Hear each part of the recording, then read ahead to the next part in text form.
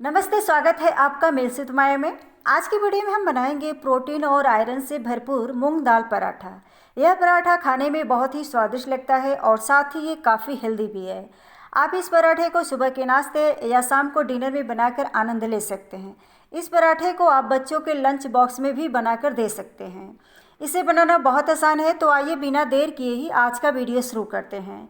ये देख लीजिए, जो चीज़ें हम इस्तेमाल करने वाले हैं वैसे मैंने डिटेल लिस्ट नीचे दे रखा है। ये सभी चीज़ें स्टफिंग के लिए हैं। और अब चलिए सबसे पहले पराठा के लिए मसाला तैयार कर लेते हैं। तो इसके लिए गैस जलाकर एक पैन गरम कर लेते हैं। अब ये पैन गरम हो चुका है, तो अब इसके अंदर कुछ खड़े मसाला डाल देते हैं। 3 काली मिर्च, 2 लौंग, 3 हरी इलायची और इसी के साथ एक छोटी चम्मच साबुत धनिया, आधी छोटी चम्मच सौंफ, आधी छोटी चम्मच जीरा और आधी छोटी चम्मच अजवाइन डालकर इन सभी चीज़ों को हल्का सा भून लेते हैं। अब ये मसाले भुना चुके हैं, तो अब गैस को बंद कर देते हैं और इन्हें ठंडा कर लेते हैं। तो जब तक मसाले ठंडा हो रहे हैं तब तक हम मूंग दाल को पीस लेते हैं। तो इसके लिए एक ग्राइंडर जार लेंगे और इसके अंदर आधा कप मूंग दाल भिगा हुआ डाल देते हैं। अगर आप सुबह में पराठा बना रहे हैं तो आप रात में ही दाल को भिगा दें, और अगर आप शाम को बना रहे हैं तो बनाने से 2 घंटा पहले ही मूंग दाल को भिगा दें। इधर मैं सुबह में पराठा बना रही हूँ, तो इसे मैं रात में ही भिगा दी थी और अब इसे मैं पानी से छान करके ले ली हूँ। और अब चलिए इसमें बिना पानी डाले ही इसे हल्का दरदरा सा पीस लेते हैं। अब दाल को पीस लिए हैं, ये देखिए इस तरह से इसे थोड़ा मोटा रखना है।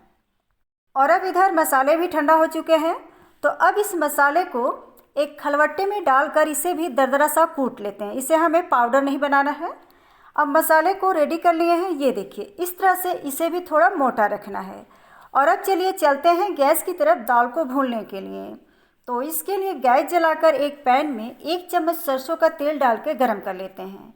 अब ये तेल गर्म हो चुका है, तो अब इसके अंदर डाल देते हैं 3 से 4 हरी मिर्च बारीक कटी हुई और 1 छोटी चम्मच अदरक लहसुन का पेस्ट डालकर इन्हें मीडियम आंच पर हल्का सा भून लेते हैं। और अब इसके अंदर 1/4 छोटी चम्मच हींग और इसी के साथ 1 चम्मच बारीक कटा हुआ प्याज डालकर इन्हें मिक्स करते हुए थोड़ा सा इसे भी भून लेते हैं। अब प्याज थोड़ा भुना चुका है, तो अब इसके अंदर ये जो दाल पीस के रखे हैं इसे डालकर इन सभी चीज़ों को अच्छे से मिक्स कर लेते हैं।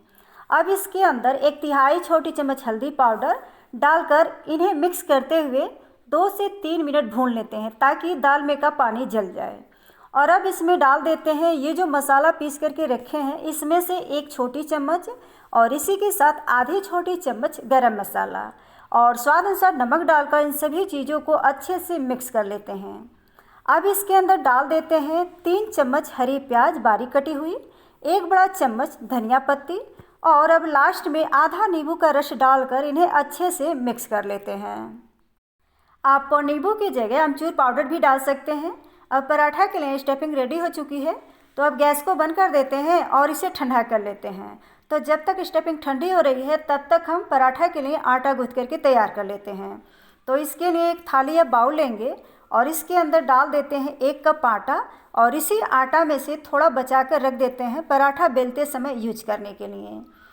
अब इसके अंदर डाल देते हैं 1/4 छोटी चम्मच नमक या स्वाद अनुसार, आधी छोटी चम्मच अजवाइन क्रश करके और अब 1 छोटी चम्मच कसूरी मेथी क्रश करके डाल देते हैं। और अब इन सभी चीज़ों को आटे के साथ अच्छे से मिक्स कर लेते हैं। और अब इसके अंदर थोड़ा थोड़ा पानी डालकर जैसे रोटी के लिए डो तैयार करते हैं, सेम उसी तरह से पराठे के लिए भी आटा गूँथ करके तैयार कर लेते हैं। अब आटे को गूँथ कर तैयार कर लिए हैं, तो अब इसके ऊपर से थोड़ा तेल लगाकर इसे चिकना करके एक साइड में रख देते हैं। और अब इधर स्टफिंग भी ठंडी हो चुकी है, तो अब इसमें से छोटे छोटे बॉल्स बना लेते हैं। अब बॉल्स बनाकर रेडी कर लिए हैं, तो अब चलिए पराठा बनाना शुरू करते हैं। तो इसके लिए एक चकवा लेंगे और आटे को इसके ऊपर रखकर इस तरह से रोल करके इसमें से हम लोइयाँ बना लेते हैं। तो आपको कितना बड़ा या छोटा पराठा बनाना है उस हिसाब से लोइयाँ बना लें। अब लोइयाँ बना लिए हैं, तो अब बाकी लोई को थाली में रख देते हैं। और अब हम एक लोई लेंगे और इसे इस तरह से घुमाते हुए गोल करके और फिर इसे इस तरह से दबाकर चपटा कर लेते हैं। और अब हम इसके ऊपर से थोड़ा सूखा आटा लगाएंगे और फिर इसे इस तरह से दोनों हाथ की उंगलियों से दबाते और घुमाते हुए इसे कटोरी के जैसे बना लेते हैं। और अब इसके अंदर ये जो स्टफिंग बना के रखे हैं इसे डाल देते हैं और फिर इसे इस तरह से चारों तरफ से इकट्ठा करके बंद कर देते हैं ताकि स्टफिंग बाहर ना निकले। और फिर इसे इस तरह से गोल करके उंगलियों से दबाकर चपटा कर लेते हैं।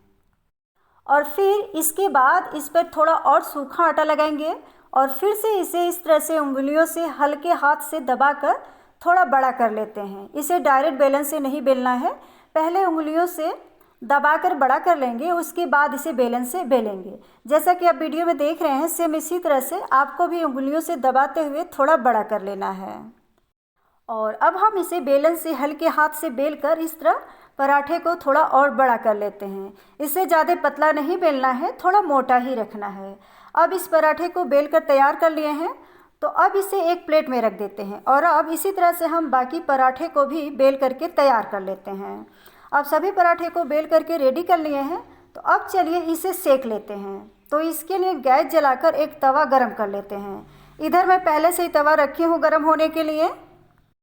अब ये तवा गरम हो चुका है, तो अब इसके ऊपर ये जो पराठा बेल के रखे हैं इसे डाल देते हैं और अब इसे बिना तेल घी लगाए ही दोनों साइड से हल्का हल्का सेक लेते हैं। अब इस पराठे को पलट देते हैं और अब इसके ऊपर से दोनों साइड से तेल या घी लगा देते हैं और अब इस पराठे को अलट पलट कर दोनों साइड से गोल्डन ब्राउन होने तक सेक लेते हैं। ये देखिए कितना बढ़िया से पराठा हमारा फूल रहा है। अब ये पराठा सेका चुका है, तो अब इसे उतार कर हम एक प्लेट में रख देते हैं और अब इसी तरह से हम बाकी पराठे को भी सेक करके तैयार कर लेते हैं। अब सभी पराठे को सेक करके तैयार कर लिए हैं, तो अब गैस को बंद कर देते हैं और अब चलिए इसे एक प्लेट में सर्व कर लेते हैं। तो लीजिए, बहुत ही आसान तरीके से हमारी झटपट हेल्दी मूंग दाल पराठा बनके तैयार है। आप इसे अपनी मनपसंद चटनी के साथ सर्व करें। इधर मैं दही और चटनी के साथ सर्व की हूँ। उम्मीद है कि आपको ये मेरी कोशिश ज़रूर पसंद आएगी। आप भी अपने घर पर एक बार इस पराठे को ट्राई ज़रूर करें और अपना अनुभव कमेंट बॉक्स में शेयर करें। बहुत बहुत धन्यवाद आपका अपना कीमती टाइम देने के लिए। मिलते हैं फिर एक और नई डिश के साथ, तब तक के लिए नमस्ते।